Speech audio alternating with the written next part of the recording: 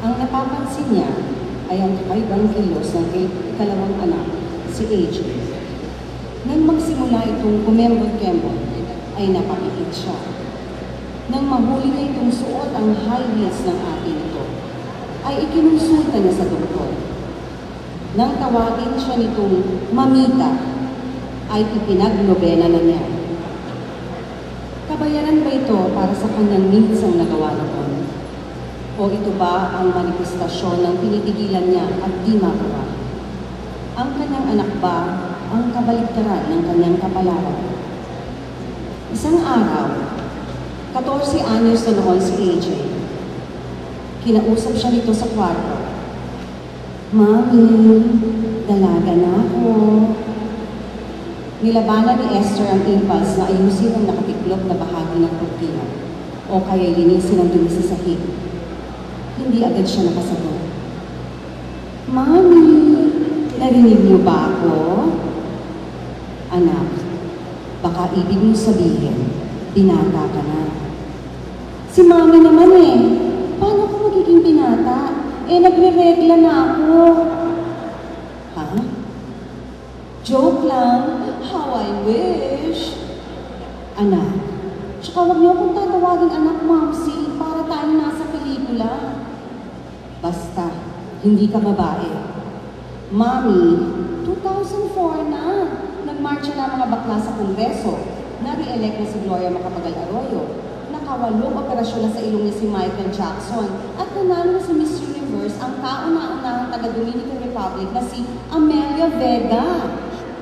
Ano namang koneksyon nun? Ibig sabihin nun, Mami, mamush ka mudra, Mother Dearest. Ngayong napagod na kayo sa try na i-change ako, pwede bang tanggapin niyo na lang ako? Anong klase ka bang bakla? Yung maganda. Ibig ko sabihin, di ba sabi nila, meron daw iba't ibang klase? Ibig niyo siguro sabihin, yung may paminta, may FM, may pag-girl, may tranny, may bukumesa, may top, may bukunera, may bay. Yung ba, Mami? Ganyan ba kadami mga bakla? Oo naman, Mami. Saan ka dyan? Sakop ko. Lahat.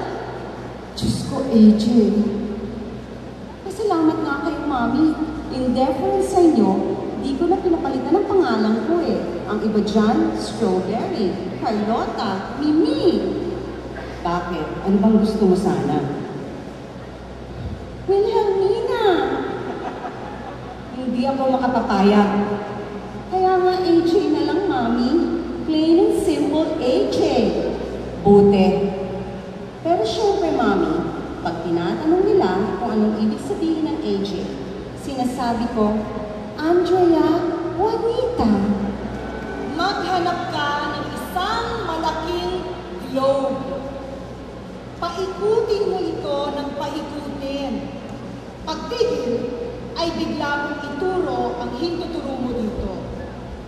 Ang makikita mo ay isang maliit at hugis papayang lugar sa mapa, sa may bandang Luzon sa Pilipinas, na hindi na halos makita. Ito ang Maldiaga, isang community ng mga taong nakalimutan na kung paano umibig. Isang mundong walang romance, walang mga I love you, mga sinta at irog, Valentine's Day, at monthsaries. Walang kiss, walang foreplay when they make love. They just do it, pero with tenderness, para lang magkaanak. Hindi naman sa walang emosyon ang mga tao sa Maldiaga. They care about their wives and their cars, and they care about their children and their credit cards, pati na rin ang kanilang pets at plants. Hindi nga lang romantic love. Kumakanta rin naman sila pero wala nga lang love songs. Sa mga radyo at TV ay sikat ang mga children's songs, parent songs, animal songs. Minsan nauso ang business songs, kung saan the singer sings a business proposition. O kaya wow songs, kung saan kinakanta ng isang tao kung gaano kaganda ang kanyang kondo ang kanyang booking o ang kanyang abs. Wow, ang abs ko! Wow, ang abs ko! Sa paulit-ulit na wow, nagtatapos ang kanta. Briefly, nauso din noon ang mga non-love songs. Hindi kita minamahal. Hindi ito pag-ibig. Ayoko sa'yo. Walang pag-ibig sa puso ko.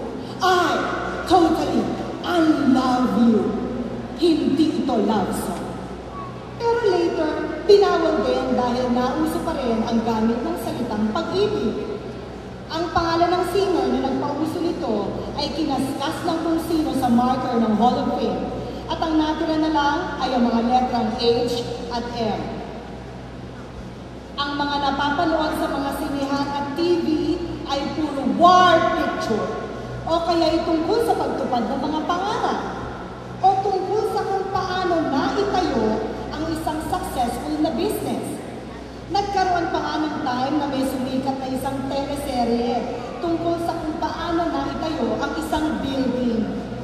Halos lahat ng tao ay na-inspire at gustong magtayo ng building, pero wala naman silang pera. Kapag hindi sinasadya, ay nabanggit mo ang salitang love.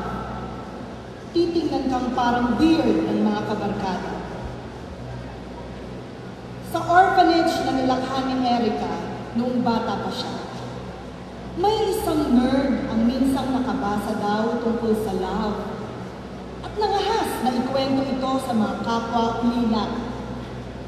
Pinagkatuwaan ng nerd at pinagpasapasahan ng mga kasamang bully habang pinauulit-ulit sa kanya ang salitang love. Hanggang sa ang salitang ito ay mawala na ng meaning sa kanya, except hatred. At nang tumingin siya kay Erica, ay naramdaman ni Erica na kailanman ay hindi na mawawala ang galit na yun.